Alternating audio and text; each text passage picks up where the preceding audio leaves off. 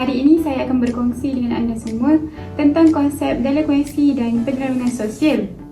Apa yang korang tahu tentang delinkuensi dan penyelewengan sosial? Tak tahu kan? So, mari saya terangkan. Delinkuan adalah istilah undang-undang yang pertama kali digunakan pada tahun 1899 apabila Illinois telah meluluskan undang-undang tentang tingkah laku delinkuan. Undang-undang ini memperuntukkan penubuhan mahkamah juvana dengan tujuan mengendalikan kes berkaitan kanak-kanak dan remaja berasingan daripada mahkamah yang mengendalikan kes dewasa. Mari kita lihat undang-undang juvana di Amerika pada abad ke-19.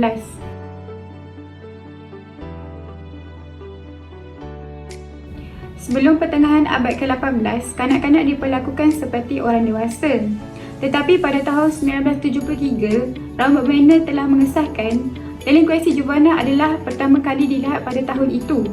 Dan selepas itu, juvana telah diperkenalkan kepada seluruh dunia.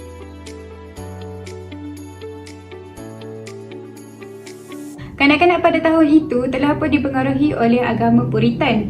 Agama Puritan dia menekankan kepada tiga benda iaitu kepentingan keluarga, keperluan kanak-kanak dan perintah parens patria. Parens patria mereka akan mengenakan hukuman kepada ibu bapa yang tidak bertanggungjawab kepada anak-anak mereka.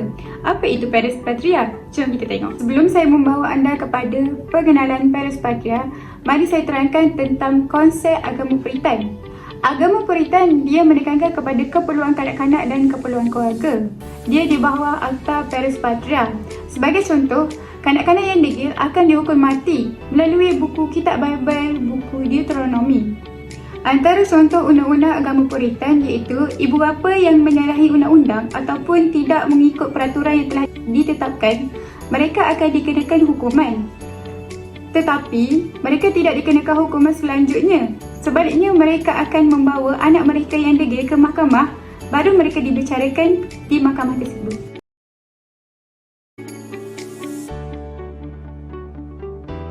Parens patria dalam bahasa Latin merujuk kepada induk negara. Tetapi dalam bahasa undang-undang, parens patria bermaksud kepada kuasa dasar awam negara untuk campur tangan ibu bapa yang cuai, penjaga yang sah atau tidak sah, menjadi ibu bapa kepada kanak-kanak yang memerlukan. Usaha dan pembaruan telah pun wujud pada abad ke-19, di mana di Eropah dan Amerika Syarikat mereka menganggap kanak-kanak memerlukan pengawasan yang sempurna.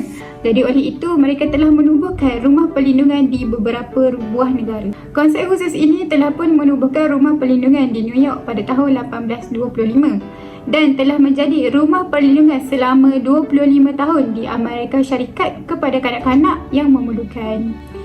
Tujuan rumah perlindungan ini ditubuhkan bagi membantu kanak-kanak juvana dan memberi perawatan awal kepada mereka. Belia yang dihantar di rumah perlindungan ini bukanlah dari kelas menengah ataupun atasan, tetapi dari golongan bawahan. Mereka juga bukanlah pendatang dari negara tersebut, tetapi pendatang dari negara asing. Jadi, belia yang dihantar di sini bukanlah jenayah, tetapi mereka yang tanda-tanda awal kepada membuat jenayah seperti kemalasan, vagransi iaitu kelandangan dan tingkah laku awam yang tidak menempuh. Institusi juvana juga memperkenalkan konsep reformatori iaitu menggunakan dana swasta dan dana awam. Sebagai contoh, sekumpulan ahli perniagaan di Portland, Maine telah pun membeli ladang dan sebuah rumah yang besar bagi didemakan kepada kerajaan sebagai sekolah baharu kepada pesalah juvana. Institusi juvana telah banyak ditubuhkan dari tahun ke tahun. Sebagai contoh, sekolah juvana iaitu Linus for Boys telah pun ditubuhkan pada tahun 1864 dan kepada wanita iaitu pada tahun 1855 dengan menggunakan sistem cottage. Pada tahun 1864, sebanyak 30 kemudahan telah pun disediakan dengan penduduk seramai 7,463 orang. Jadi itulah sedikit sebanyak informasi tentang konsep delinkuensi dan penyelewengan sosial dalam undang-undang di Amerika Syarikat.